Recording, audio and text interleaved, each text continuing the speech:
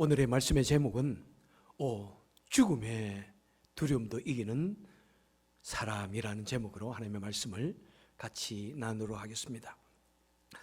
오늘은 부활절 후 두 번째 주일입니다. 한번 그 시간을 생각해 보면 아직도 부활의 감격과 그 놀라움 속에 젖어 있는 그 제자들의 모습이 눈에 선하게 그려집니다.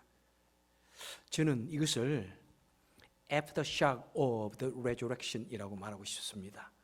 부활 후에 여진이라는 그런 좀 내용이 되겠죠. 아마 언젠가는 이 제목으로 또 말씀을 나눌 시간이 있으리라 생각합니다. 자, 그리고 오늘 우리 교회는 예배 후에 일꾼 선출이 있습니다. 오늘 본문은 부활절 직후의 사건들과 일꾼 선출에 대한 교훈이 너무나 절묘하게 맞아떨어지는 그런 본문입니다. 그래서 오늘 말씀을 통해서 부활절 후에 우리가 가져야 할 마음과 또 우리가 참된 성도가 된다는 것이 무엇인지, 또 일꾼이 된다는 것이 무엇인지를 같이 생각해 보는 그런 시간이 되도록 하겠습니다. 자, 1절에 보니까 그 후에 예수께서 디베랴 바닷가에서 또 제자들에게 자기를 나타내셨으니 이렇게 말씀하고 있습니다. 자, 이 디베랴 바다는 바로 갈릴리 호수의 또 다른 이름입니다. 자, 예수님께서 이 갈릴리 호수에 나타나셨다. 언제? 그 후에. 그 후라는 말은 뭐냐면은 예수님께서 부활하신 후에 제자들에게 여러 번 나타나신 그 한 사건 이유를 말씀합니다. 그래서 오늘 본문 14절에 보면은 바로 부활 후에 세 번째로 예수님께서 제자들에게 나타나신 사건이라고 말씀하고 있습니다. 그렇습니다. 오늘 우리가 읽은 이 본문의 말씀은 예수님께서 세 번째 나타나신 사건입니다. 자, 첫 번째는 언제입니까? 요한복음 20장에 보면은 예수님께서 바로 부활 후 첫날 저녁에, 안식 후 첫날 저녁에 제자들이 너무나 두려워서 문을 잠그고 있는데 그때 예수님께서 그들에게 나타나셔가지고 너희에게 평강이 있을지어다 하신 사건이 첫 번째 제자들에게 나타난 사건이고, 또 두 번째는 바로 여드레가 지나가지고 그때 도마는 없었거든요. 그리고 제자들과 도마가 있는데 도마가 나는 절대로 예수님 내 눈으로 보지 않고 내가 만져보지 않으면 못 믿겠다 하니까 그때 예수님께서 오셔서 도마에게 말씀합니다. 내 손가락을 내밀어서 내 손바닥을 한번 만져보아라. 내 손을 내밀어서 내 옆구리 이 창자국을 만져보아라. 그리고 믿음 없는 자가 되지 말고 믿는 자가 되어라 고 말씀해 주신 것이 두 번째 사건입니다. 그리고 이제 그 후란 말이 바로 그 후를 말하는 것이죠. 그래서 이제 예수님께서는 이제 세 번째로 제자들에게 나타나셔서 자신을 보여주셨습니다. 자, 사실 예수님은 제자들에게 약 10번 이상을 나타나셨습니다. 부활 이후에. 이 이후에도 약 10번 이상 나타나셨습니다. 그리고 제자들에게 들과 합해서 약 600명의 사람들에게 나타나셨습니다. 우리 예수님은 부활하셔서 40일 동안 이 세상에 계시면서 자신을 계속해서 많은 사람들에게 보여주셨습니다. 왜 그렇습니까? 그것은 바로 부활은 사실이다. 부활은 사실이다. 그래서 예수님의 제자들, 특히 요한은, 베드로는 여러분들이요, 우리가 예수님의 부활을 본 것이 나 혼자 본 것이 아닙니다. 내가 어떻게 헛것을 본 것이 아닙니다. 내가 정신이 좀 약해가지고 행여나 너무나 예수님이 그리워가지고 내가 잘못 본 것이 아닙니다. 나만 본 건 아니라니까요. 예수님이 어쩌다가 한 번 내 꿈에 환상처럼 보인 것이 아니라니까요. 두 번, 세 번 우리에게 나타나셨습니다. 그리고 10번 나타나셨습니다. 나만 아니라니까요. 예수님의 제자들 누구도 보았고 나뿐만 아니라 약 600명의 사람들이 보았습니다. 응? 예수님의 부활은 진실입니다. 그렇게 말하고 있는 것입니다. 그리고 여러분, 행여나 내가 거짓말이라고 생각하십니까? 아니라니까요. 나뿐만 아니라 이 많은 사람들이 보았는데 내가 어떻게 거짓말을 할 수가 있습니까? 그런 의미가 그 예수님께서 여러 차례에 걸쳐서 많은 사람들에게 자신을 보여주신 이 이유인 것입니다.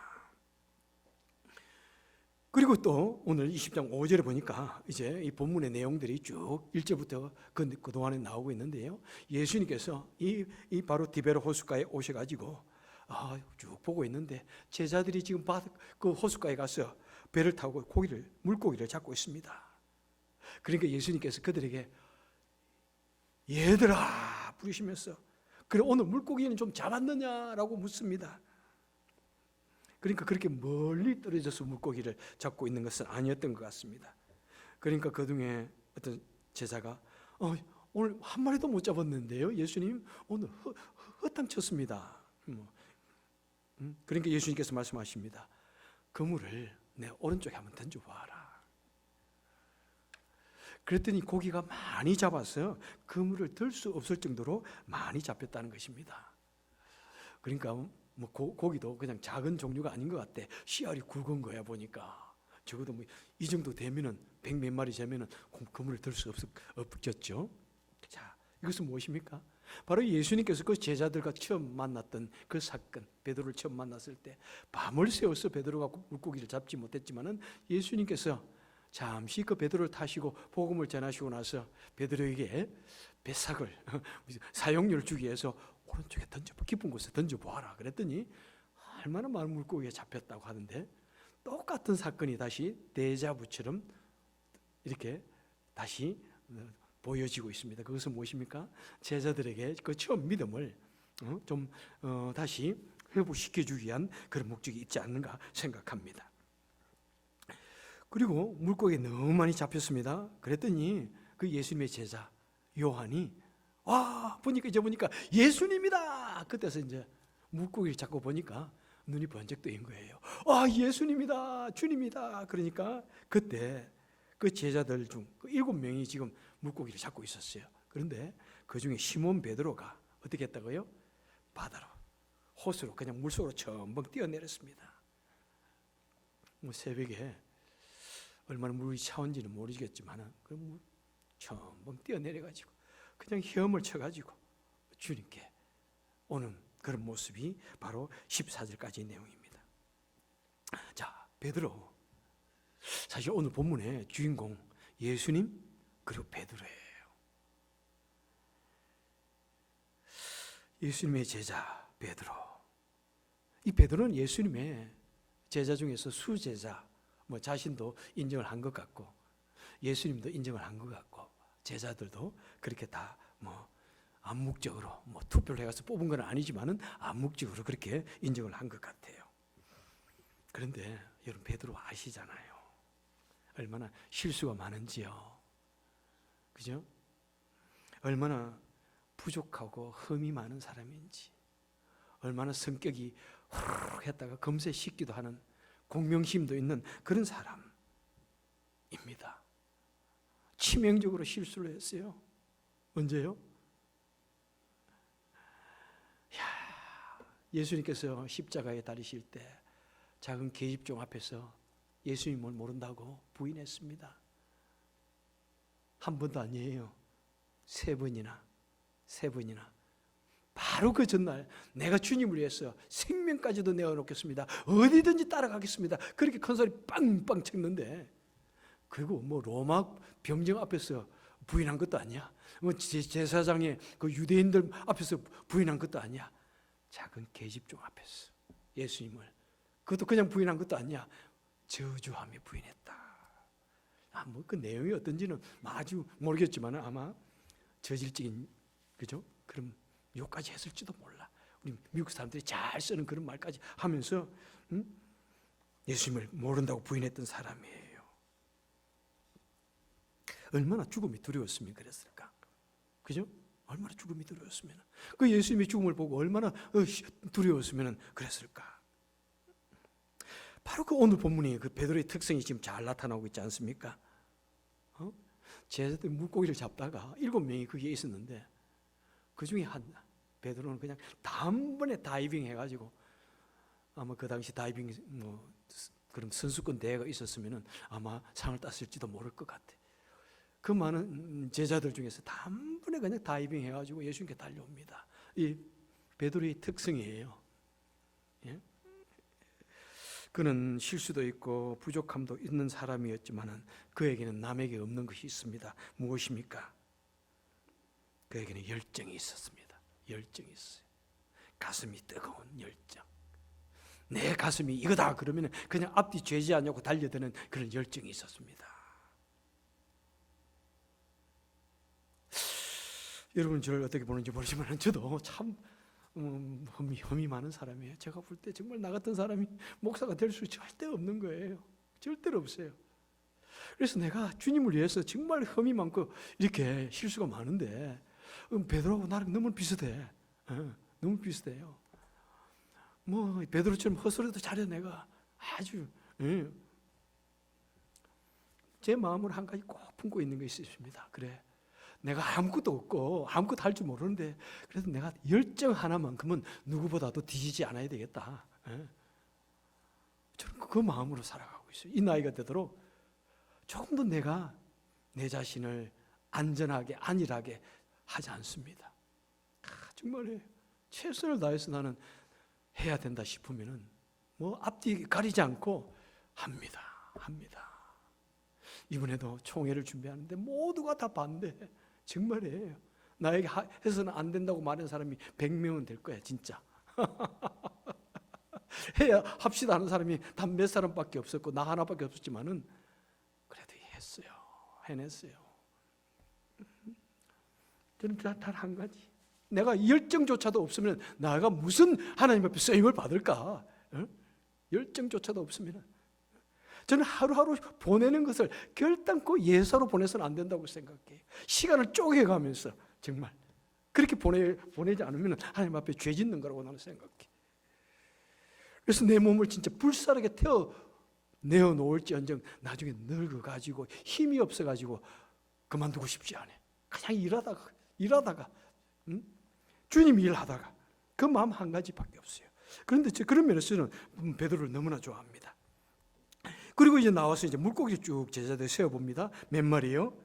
11절에 보니까 몇 마리요? 모나비 볼펜 아시면 다 아시죠? 153마리. 전에도 말씀을 나눴으니까 이제 모나미 이야기는 그만합시다.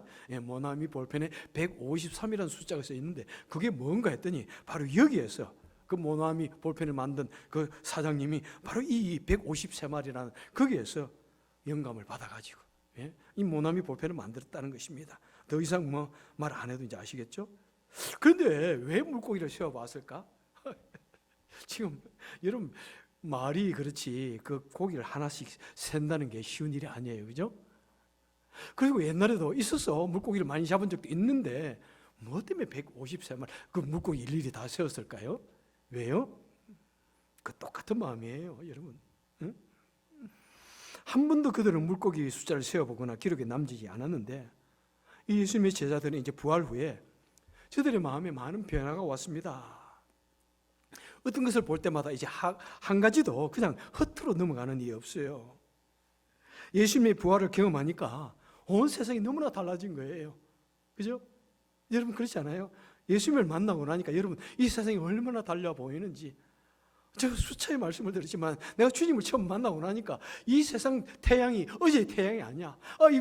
있던 이 나무가 어제의 나무가 아니야. 지나가는 바람이 어제의 바람이 아니야. 모두가 의미가 있더라고요. 예? 제자들도 그래요. 주님의 부활을 경험하고 나니까 이 물고기가 옛날에 잡았던 그 물고기가 아니에요. 그래서 의미가 있습니다. 그래서 그 물고기 하나하나 세어보는 것입니다. 세어보니까 153마리야. 그렇다고 153이라는 숫자에 또 막 의미를 부여하고 이것을 계산하니까 어쩌고 저쩌고 그런 건 아니에요, 여러분. 그냥 이 베드로와 제자들은 뭔가 예수님을 통해서 받은 이 은혜를 확인하고 싶은 거예요. 그리고 기록으로 남기고 싶은 거예요. 부활하신 주님이 오셔가지고 우리에게 이런 일을 주셨는데 물고기를 잡았는데 이 물고기는 옛날의 물고기 아니야. 너무나 귀해. 그래서 세워봐야 되겠어. 꼭. 그리고 기록을 남겨야 되겠어. 그리고 부활하신 주님이 우리에게 이 놀라운 은혜를 베풀어 주셨다. 이것을 이 말하고 싶은 거예요. 부활의 진실성을 전하고 싶은 거예요, 여러분. 그리고 이제 예수님께서는 제자들과 더불어서 물고기도 구워 먹고 바베큐 해 드셨겠죠 아마? 그리고는 이제 음식을 다 드시고 나서 예수님께서 베드로에게 묻습니다. 그것이 오늘 읽은 본문의 말씀이에요.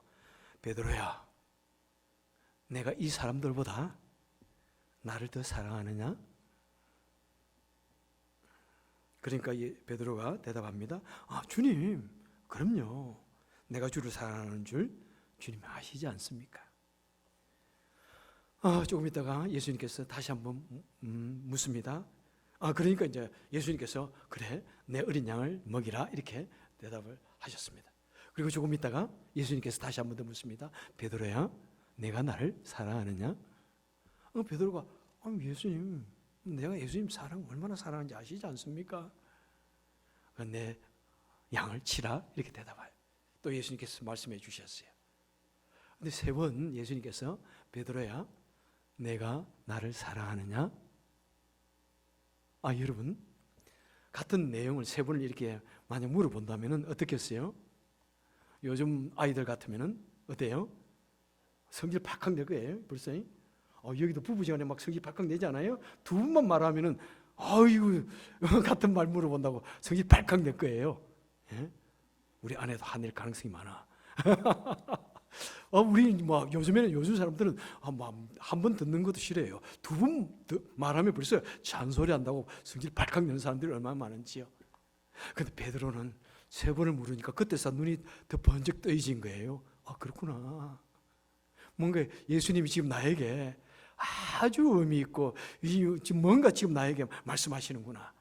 그냥 묻는 게 아니구나. 물으시는 게 아니구나. 그러니까 어떻게 했다고요? 베드로가 근심하여 가지고 주님, 주의 모든 것을 아시오매 내가 주를 사랑하는 줄 주님이 아시지 않습니까? 그랬더니 예수님께서 세 번 내 양을 먹이라 이렇게 말씀하십니다. 내 양을 먹이라. 그 양은 들에서 양치는 그 양을 말하는 것 아니죠? 목양의 사명, 곧 영혼 구원의 사명, 목자의 사명을 그에게 주시는 것이죠. 우리는 이 단어에 대한 해석이 약간 필요합니다. 여러 가지로 이 내용을 가지고 여러 가지로 해석을 하지 않습니까? 자, 첫째, 이 사랑이란 단어. 예수님께서 내가 나를 사랑하느냐? 이랬는데 이 단어에 대한 해석이 좀 다릅니다. 좀 있습니다. 자, 예수님께서 내가 나를 사랑하느냐? 헬라어로 하면은 유 아가파오미? 나를 아가파오하느냐? 아가페하느냐? 아가페는 무엇입니까? 사랑 중에 아가페가 있고 필레가 있고 에로스가 있고 그런데 아가페는 하나님의 사랑, 부모의 사랑, 헌신적인 사랑, 희생적인 사랑을 말한다. 이렇게 우리는 알고 있습니다. 아가파오미 그러니까 베드로는 뭐라고요? 예수님, 내가 주님을 필레오합니다. 필레오는 뭐라고요? 형제의 사랑, 이웃의 사랑, 사람의 사랑. 그래서 필라델피아가 바로 형제의 도시다, 우정의 도시다 하는 그런 의미가 있죠. 거기에서 온 것이 필레오에서 온 것이 필라델피아입니다. 자, 그래서 이것을 가지고 이제 많이 이제 해석을 합니다. 예수님께서는 너 나를 정말 희생적으로 정말로 생명을 내어놓고 사랑하느냐? 그러는데 베드로는 자신이 없어가지고 그냥 형제로서 사랑합니다. 이렇게. 그래서 예수님이 세 번이나 물으니까 나중에는 정말 아가포를 못해가지고 너무너무 고민했다 이렇게 말씀하는데 사실 저도 어릴 때 그렇게 대부분 해석했었어요. 그런데 이제 원어학자들이 더 연구하다 보니까 그게 아니다 이렇게 말씀해요. 아니다. 왜? 성경에 가만히 연구해 보니까 이 아가페와 필레와 심지어 에로스까지 서로 같이 막 사용했어요. 이게 그렇게 구별할 게 아니었구나. 같은 의미로 사용했거나 심지어는 남녀간에 그냥 그런 사양 있어서 잘못된 사랑에 있어서도 아가페로 막 사용했어요. 성경에 찾아보면.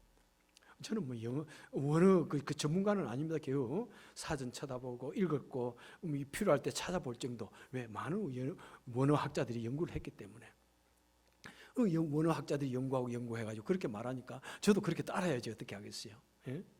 그리고 그 이후 시대에 헬라가 발전되어져 가지고 이제 그런 의미로 많이 발전됐다고 합니다. 아가페는 아주 희생적인 사랑, 필레오는 형제간의 사랑, 에로스는 남녀간의 사랑이다. 이렇게 이후 시대에 발전되어졌지 예수님 시대는 그렇게 깊은 의미를 가지고 말하지 않았다는 것입니다. 그런데 사실 아가파오니 필레오니 이러면 얼마나 막 은혜가 넘쳐요. 그죠?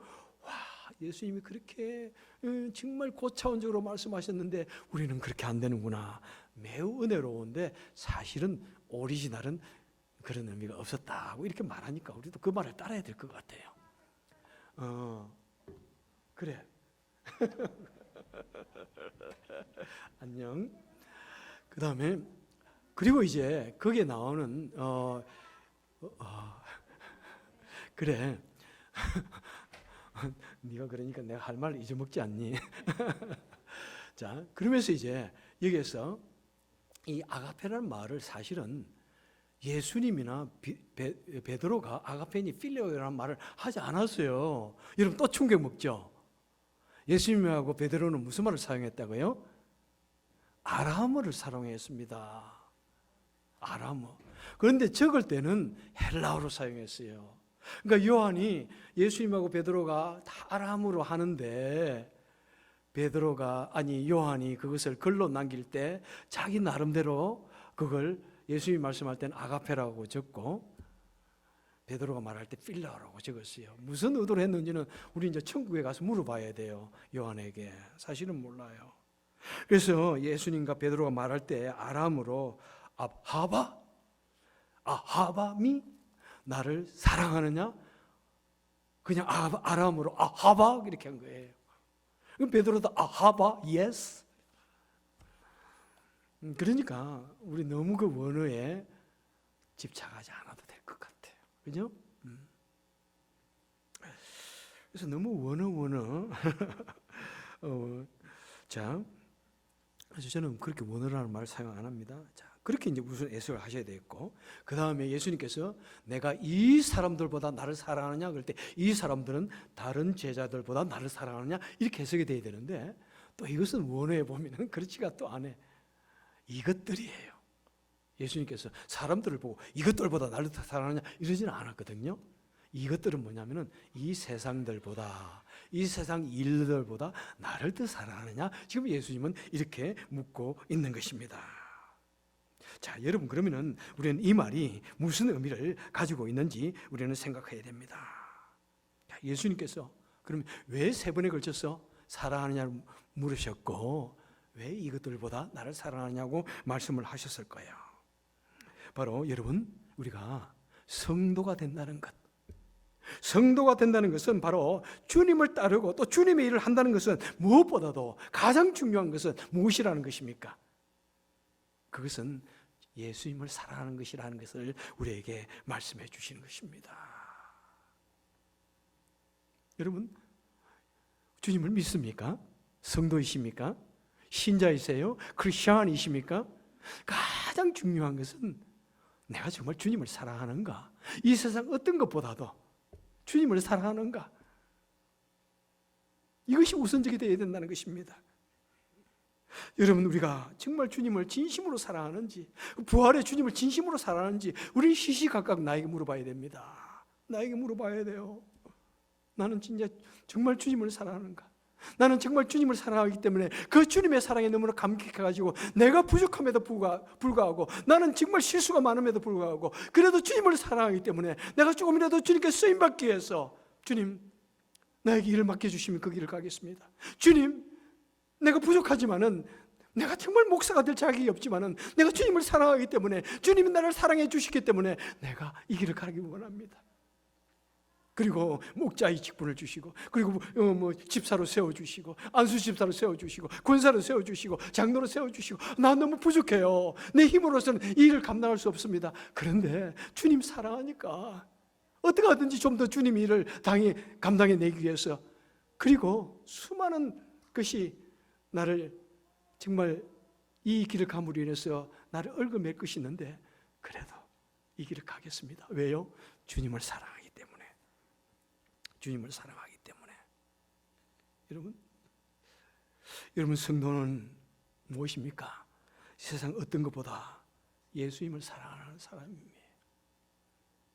아브라함처럼 보세요. 심지어는 자신의 아들조차도 하나님 바치라 하니까 바치는 것. 나는 그것이 우리 성도라고 생각해요, 여러분. 예수님을 사랑하는 것보다 정말 너무나 당당하게 내 가족이 이렇기 때문에 그렇게 말하는 것도 조심해야 돼요, 여러분. 정말이에요. 우리 주님이 원하시는 거라면은 주님보다 앞서는 것이 있어서는 절대로 안 돼요, 여러분.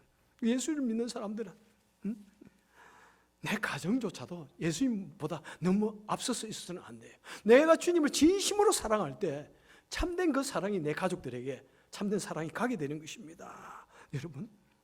그리고 일꾼이 된다는 것, 어떤 이유보다 주님을 사랑하는 마음이기 때문에 그냥 순종하는 것이 되어져야 됩니다. 얼마 전에도 같이 선교 일을 하는 그 장로님이 그러시더라고요. 요즘에 장로님 보니까 목회 하셔도 될 것 같아요. 그러니까 목사님, 저는 절대로 목사로는 부름을 받지 못했습니다. 소명을 받지 못했습니다. 그래서 내가 그랬어요. 장로님, 소명이라는 것은 굉장히 내 자의적인 것이 되기 쉽습니다. 개인적인 생각이 되기 쉽습니다. 가장 중요한 것은 주님을 사랑하는 것이 중요합니다. 내가 그랬어요. 정말 주님을 너무 사랑하기 때문에 좀 더 내가 주의 일을 감당하겠다. 이게 중요한 겁니다. 나는 부족해서 안 돼요. 아닙니다.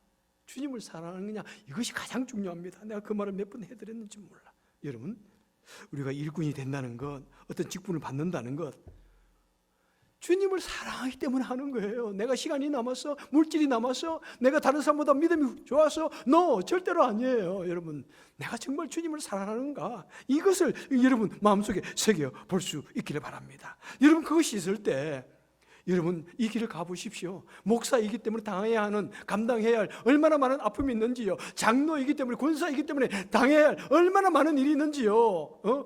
걸핏하면은 장로가, 걸핏하면은 권사가 왜 이래, 이런 말을 들어야 할 때가 얼마나 많은지요. 그렇지만은 그럼에도 그 길을 걸어가야 하는 것은 무엇입니까? 내가 예수님의 사랑을 받았기 때문에, 십자가의 사랑, 죽음보다도 더 귀한 그 사랑을 받았기 때문에, 그 주님의 사랑에 감격했기 때문에 내가 이 길을 가는 거예요, 여러분. 가는 거예요. 그래서 우리는 주님의 사랑에 진심으로 감동이 되어졌을 때 불과 같은 시련이 오고 말할 수 없는 그런 모함이 들어오고 고난이 들어온다고 할지라도 우리는 그 길을 묵묵하게 견디면서 갈 수가 있는 거예요. 여러분, 베드로를 보십시오. 베드로 주님의 부활을 경험했습니다. 살아계신 주님, 죽었던 그 주님이 다시 소생함을 보았습니다. 그래서 그 부활의 주님을 만나고 나서 이제 이 세상 어떤 것보다도 더 주님을 사랑하게 되어졌습니다. 그랬더니 예수님께서 베드로가 마지막에 어떻게 죽게 되는지를 말씀해 주십니다. 18절에서 보니까 내가 젊어서는 막 복음을 전하러 사방으로 다닐 것이다.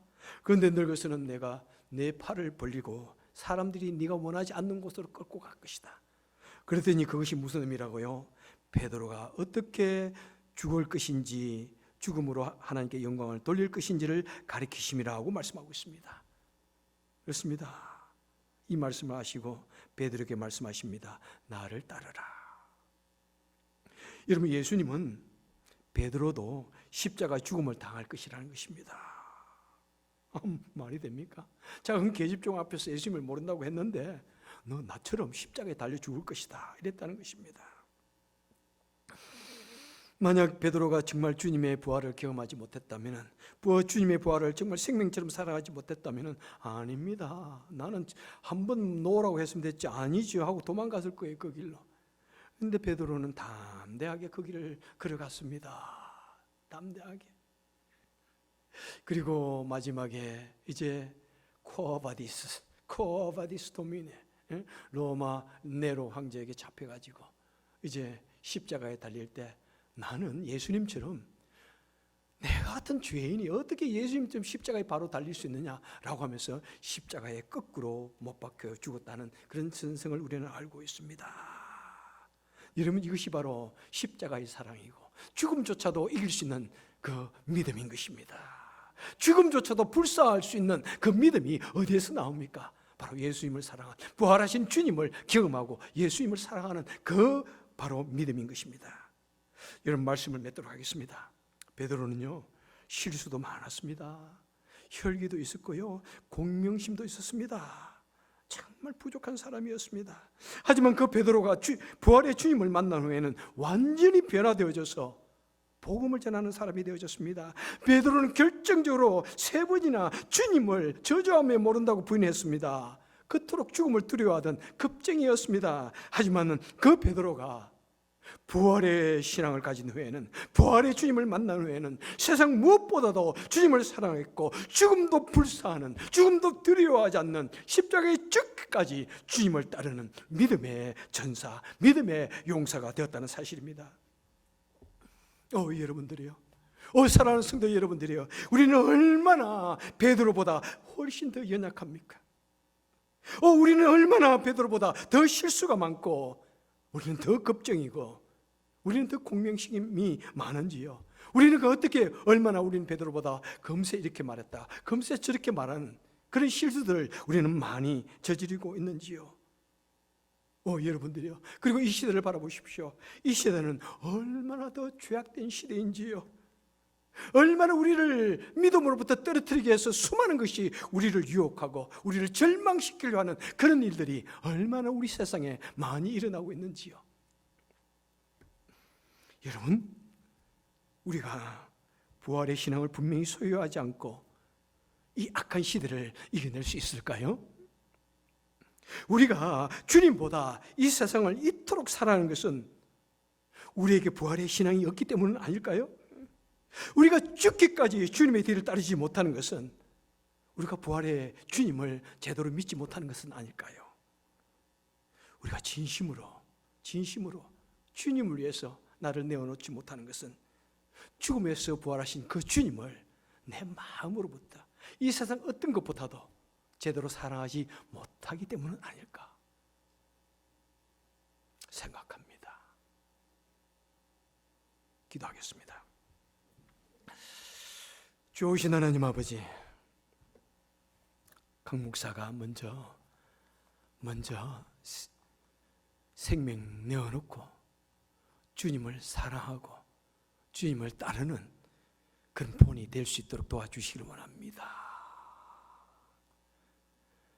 주님, 정말 죽음이 우리를 가로막는다고 할지라도 두려움 없이 갈 수 있기까지 부활의 주님을 믿기를 원합니다. 이 세상 어떤 것보다도, 이 세상 내가 가지고 있는 것 다 버려라고 할 때 버릴 수 있기까지 우리 주님을 사랑하기를 원합니다. 이 믿음 주옵소서, 이 사랑 주시옵소서. 예수님 이름으로 간절히 기도합나이다. 아멘.